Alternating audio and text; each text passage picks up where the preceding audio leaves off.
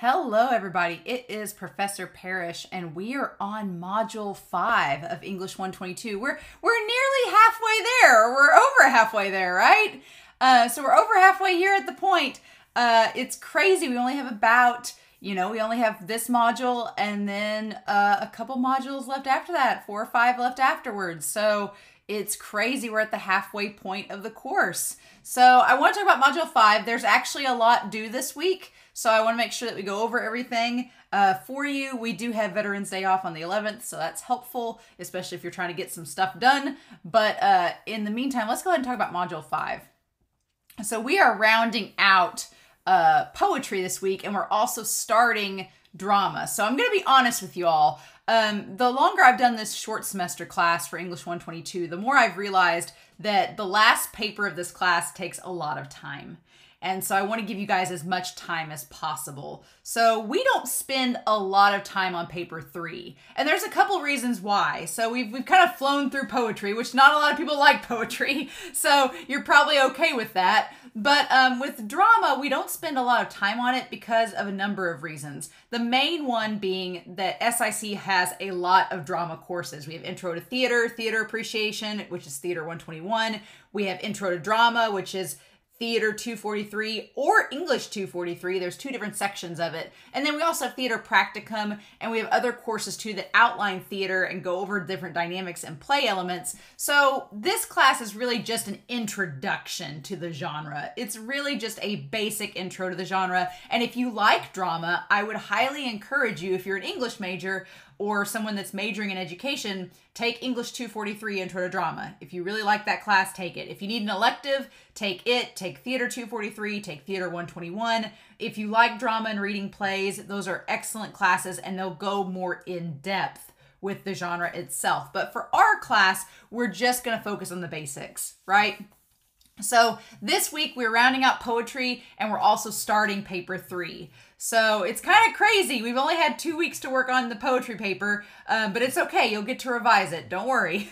But we are going to go ahead and start talking about paper 3 because I want to give you guys plenty of time for your final paper, which we'll talk about in a couple weeks.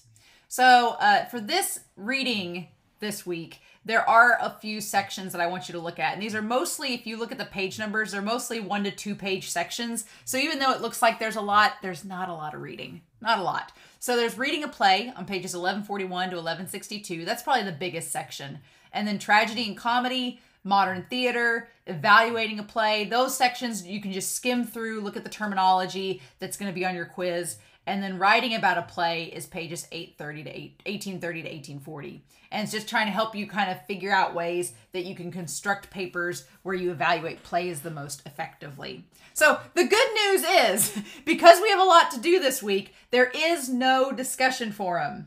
So congrats at the halfway mark here. There is no discussion forum this week. So everything is due Sunday, but hopefully because we don't have a discussion forum, this will give you some extra time to work on the reading response, the paper, and getting the thesis and outline for paper 3. So no discussion forum. So there's that. But I want to talk about, before we talk about paper 3, I want to talk about a few things, finishing up poetry. You have your paper 2 draft, which will be due here. You will get a chance to revise it. Those revisions will be due after Thanksgiving. So please make sure that you turn in a paper this coming Sunday. As long as you turn in a paper, you will get a chance to revise it. If you don't turn in a paper, then it will be a 0. So make sure that you at least turn something in, and then you can always revise it for a better grade, right? So make sure you turn it in, make sure it's in one of these file formats so I can open it and look at it. But yeah, that's paper 2. It's the exact same format as your paper 1 entry. And everybody did that, so good job. Pat yourselves on the back. That's awesome. I usually have one person forget to turn in their paper and then they get really frustrated, but y'all did it, so I'm very pleased with that.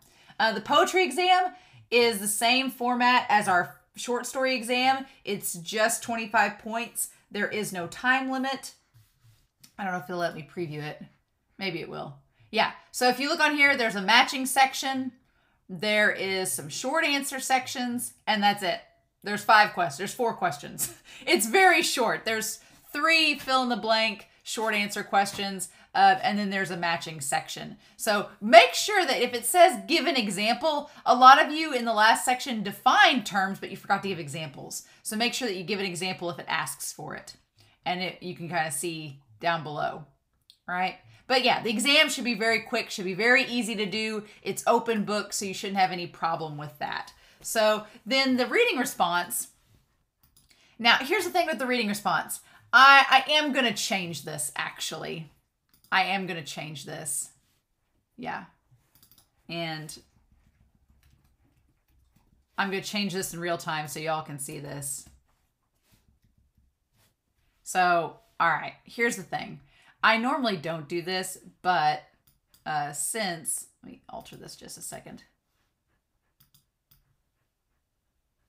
Will it let me save it? Let me save. Okay.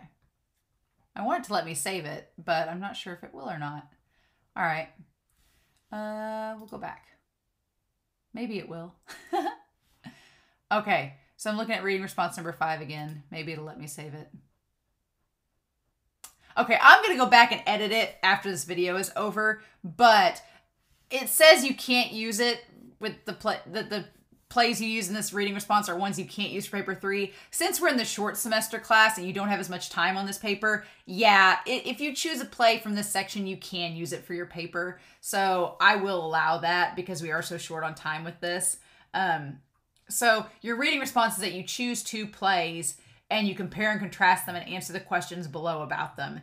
If one of those plays you end up really liking and you want to choose it to write on your paper 3 about, that's fine. I'm okay with that. I'm going to change this afterwards so that y'all can see, but it's going to say you can use it for paper 3, so don't worry about that. But you're going to explain why you chose the 2 plays, what chapters they're from, how each play serves as a representation of the theme for that chapter. So for example, if you chose The Importance of Being Earnest, why is it a good example of comedy? You need to explain that. Which play do you like better and why? And the play that you didn't like as well as the other one, what would you change about it to make it better?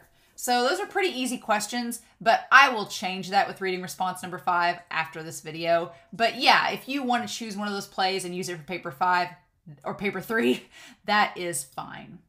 So yeah, so you've got to turn in your paper, do the poetry exam, reading response number 5, and then the last thing I want to talk about is paper 3. Now, most students have told me that paper 2 on poetry is the hardest paper of the class because it's kind of abstract and weird.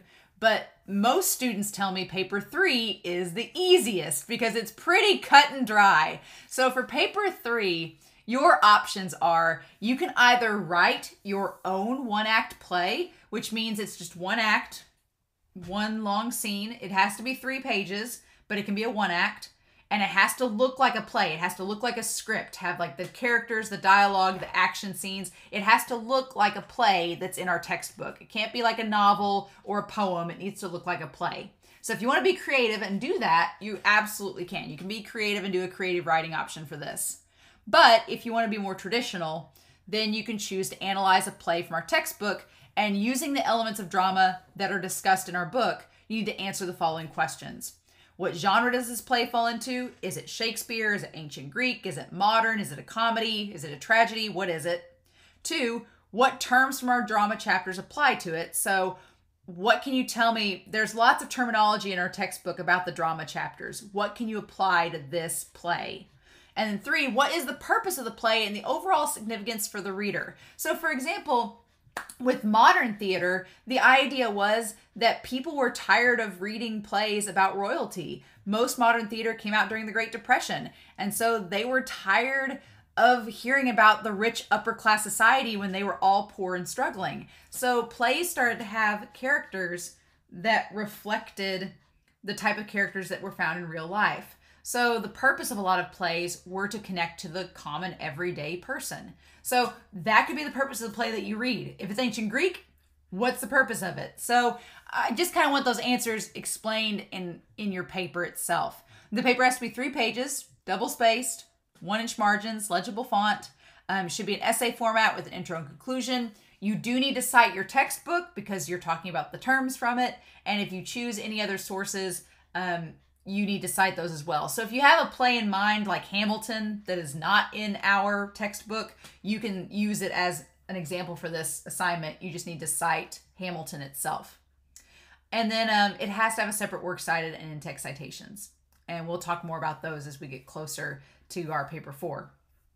So yeah, the thesis statement is due this weekend, and then you've got 2 weeks to basically write it, and then revisions will be due right before the week of finals, or during the week of finals. So yeah, that's pretty much it. The breakdown of the points are here below, and it's pretty much the same as our previous papers. But yeah, so the thesis and outline, I just want to know, what option are you choosing for paper 3? Are you going to write your own play, or are you going to analyze a play? And then give me an outline of what you're thinking about talking about, like we've done with the other papers so far. But yeah, that is it for Module 5 this week. Like I said, there's no discussion forum, so there is quite a lot to do this week. But like I said, I don't think the poetry exam will take you very long, and paper 2 draft is just turning in your paper. So really, it's the reading response and the outline, figuring out what you want to do for paper 3. But I will go back as soon as this video is over and change that reading response number 5 so that it says that you can use that play for your paper. And then if you have any questions at all, please don't hesitate to email me and ask. There are no dumb questions, only questions. So if you have any of those, let me know. But otherwise, I hope you all have a wonderful week. Please stay safe, take care. And yeah, I'll be back next week to talk again about Module 6 in English 122.